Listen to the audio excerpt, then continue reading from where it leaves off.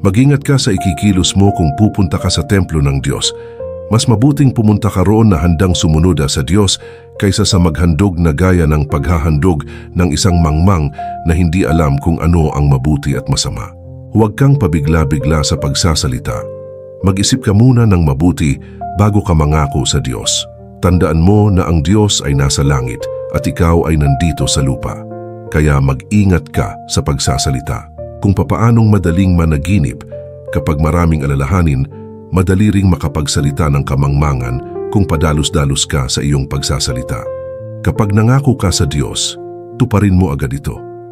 Tuparin mo ang ipinangako mo sa Kanya dahil hindi siya natutuwa sa mga hangal na hindi tumutupad sa mga pangako. Mas mabuti pang huwag ka na lang mangako kaysa mangako ka at hindi mo naman tutuparin.